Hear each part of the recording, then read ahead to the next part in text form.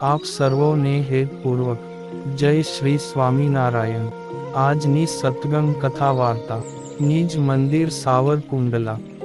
આજની સત્સંગ કથા વાર્તામાં આપને શ્રીમદ વાસુદેવ મહાત્મ્યની કથા સાંભળશું। અધ્યાય 29। શ્રી નારાયણ કહે છે કે, હે નારદ, પૂજક ભક્ત પોતાના મનથી ઉપકલ્પેલા બહુવિધ ઉપચારો વડે શ્રી રાધા કૃષ્ણનું પોતાના હૃદય કમળમાં રૂઢી રીતે પૂજન કરીને પછી પ્રતિમામાં ઉક્ત આવાહન પ્રકારથી તેમનું આવાહન કરીને ઉક્ત સ્થાપન પ્રકારથી તેમનું સ્થાપન કરે। ત્યાર પછી પૂજક શ્રી કૃષ્ણના અંગદેવ સંકર્ષણાદિકને તે દેવોના વૈદિક તાંત્રિક મંત્રો વડે અથવા તે દેવોના નામ મંત્ર વડે પૃથક પૃથક પ્રતિમા માંગ આવાહન કરવા પૂર્વક રૂઢી રીતે સ્થાપન કરે। તે પછી પૂજક ઘંટાદિક વાદ્યને વજાડે અથવા તેના અભાવમાં હસ્ત વડે તાળીઓનો ધ્વનિને કરે। તે પછીના ક્ષણમાં જ શ્રીકૃષ્ણને પ્રથમ પોઢી ગયેલા અને પછીથી ઉઠેલા એમ માનીને દંત ધાવન કરાવે। એટલે હે ત્રિલોકી મંગળ, મેં અર્પણ કરેલું આ દંત શુદ્ધિમાં હેતુભૂત જળાદિક સ્વીકાર કરો, એમ પ્રાર્થના કરીને જળાદિક વડે દંત શુદ્ધિને કરાવે। એવી ભાવના કરે। શ્યામાક નામનું એક જાતનું વનમાં થતું તૃણધાન્ય વિષ્ણુ કાંતા નામનું સુગંધિત દ્રવ્ય, જેનું બીજું નામ ગિરિકર્ણી ઔષધિ છે, દુર્વા અને કમળ, આ બધાથી મિશ્રિત એવું જે જળ તે પ્રભુને પાદ્ય માટે અર્પણ કરે। એટલે હે ભગવાન, તમને નમસ્કાર છે। શ્યામાક આદિક સુગંધિત દ્રવ્યથી મિશ્રિત અને વળી કનક પાત્રમાં રહેલું મેં અર્પણ કરેલું આ ગંગાજળ પાદ પ્રક્ષાલન માટે તમો ગ્રહણ કરો, એમ આદરપૂર્વક પ્રાર્થના કરીને અર્પણ કરે। ત્યાર પછી અર્ઘ્ય એટલે હસ્ત પ્રક્ષાલન માટે જળ અને આચમનીયક એટલે મુખ પ્રક્ષાલન માટે જળને અર્પણ કરે। અર્ધ્ય તથા આચમનીય જળમાં વિશેષ કહે નાખીને અર્પણ કરે। અર્થાત હે ભક્તા ભયંકર, ચંદનાદિક સુગંધિત પદાર્થોએ યુક્ત અને વળી સુવર્ણમય પાત્રમાં રહેલું આ ગંગોદક હસ્ત પ્રક્ષાલન માટે તમો ગ્રહણ કરો, એમ બોલીને અર્પણ કરે। જાયફળ, લવિંગ, એલાયચી, કંકોળ અને વિરણના વાળા વડે વાસિત એવા આચમનીય જળને અર્પણ કરે। અર્થાત હે દેવાધિદેવ, તમને નમસ્કાર હો। જાયફળ વિગેરે સુગંધિત પદાર્થોથી મિશ્રિત અને વળી સુવર્ણમય પાત્રમાં રહેલું આ ગંગાજળ મુખ પ્રક્ષાલન માટે તમો ગ્રહણ કરો, એમ પ્રાર્થના કરીને અર્પણ કરે। ત્યાર પછી હે ભગવાન, તમો સ્નાન કરો, એમ સવિનય પ્રાર્થના કરીને સ્નાન કરાવે।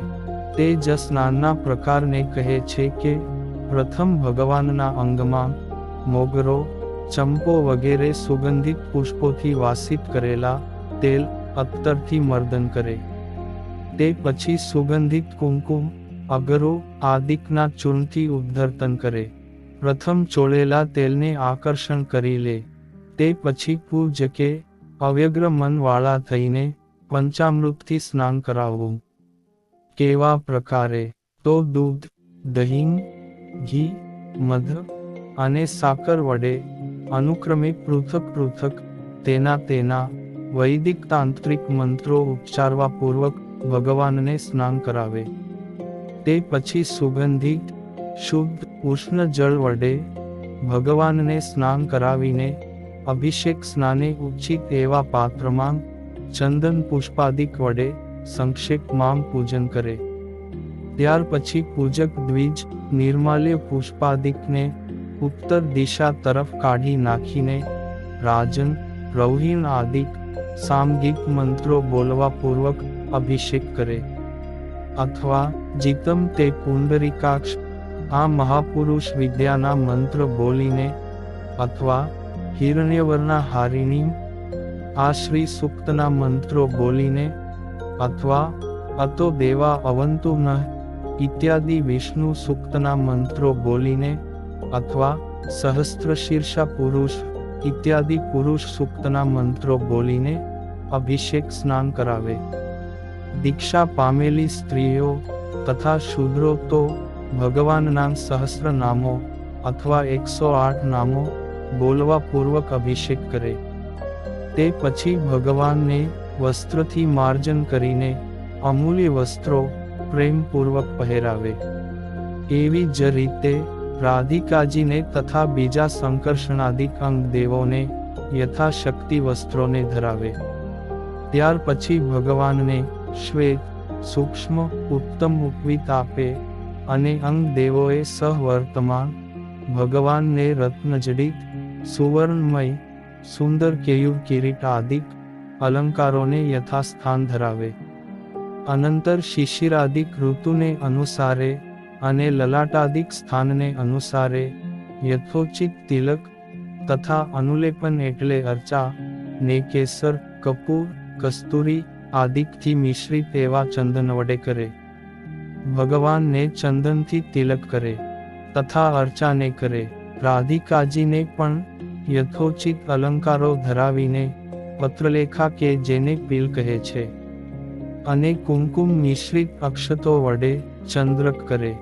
અનંતર ભગવાનને દર્પણ દર્શાવીને પુષ્પહારો તોરાઓ 1000 તુલસી પત્રો કે માંજરીઓ આદિક વડે ભગવાનનું પૂજન કરે. તુલસી અથવા પુષ્પ વડે પ્રભુ શ્રી કૃષ્ણનું પૂજન કરે તેમાં આવો પ્રકાર લેવો. એક એક માંજર્ય પ્રત્યેકે એક એક પત્ર પ્રત્યેકે એક એક પુષ્પ પ્રત્યે વિષ્ણુના નામને અંતે ચતુર્થી વિભક્તિ આવે અને તેને અંતે નમઃ શબ્દ આવે એવાં વિષ્ણવે નમઃ ઇત્યાદિ નામોને ઉચ્ચારણ કરે. એક એક નામને બોલતો થકો એક એક પત્રાદિકને અર્પણ કરે. ત્યાર પછી સૌભાગ્ય સૂચક સુગંધિત પદાર્થના ચૂર્ણો જે અબીર ગુલાલ આદિક તે ભગવાનને અર્પણ કરીને દશાંગ એટલે 10 વસ્તુથી બનાવેલો અથવા અમૃતાદિક સંજનાવાળા ધૂપને કરે.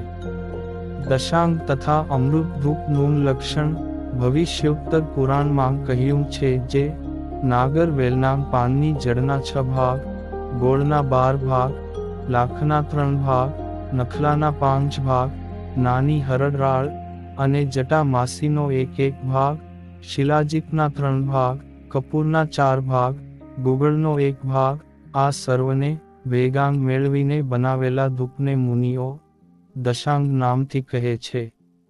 અગરુ ચંદન મોથ શિલાજીત અને કસ્તુરીને સરખે ભાગે લઈ વેગાંગ મેળવીને બનાવેલા ધૂપને અમૃત નામથી કહે છે.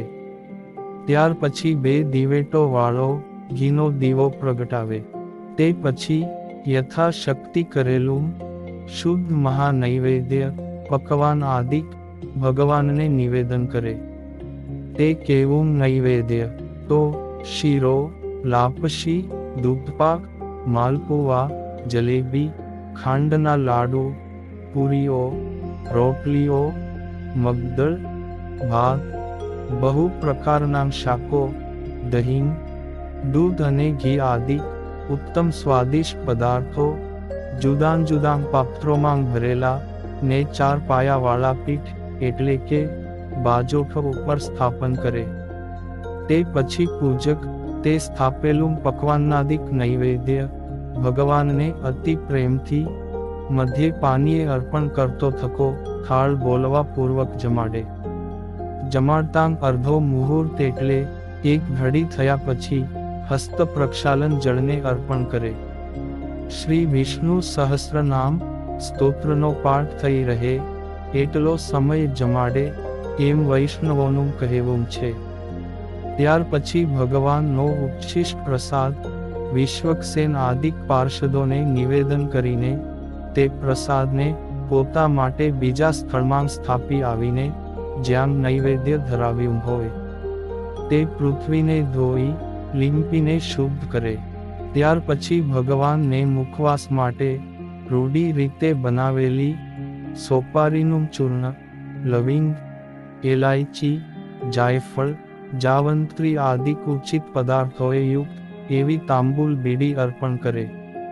તે પછી નાળિયેર, કેળાં, ખજૂર, કેરી આદિક ફળ તથા યથાશક્તિ દક્ષિણા અર્પણ કરીને ગીત ગાવા તેમજ વાજિંત્ર વજાવવા પૂર્વક આરતી કરે. અનંતર પુષ્પાંજલિ આપીને ભગવાનની તેમના જ સ્તોત્રો વડે સ્તુતિ કરે. અને હવે પછીની કથા વાર્તા આપને આગળના ભાગમાં સાંભળશું. અત્યારે આપ સર્વોને ભાવથી જય શ્રી સ્વામિનારાયણ.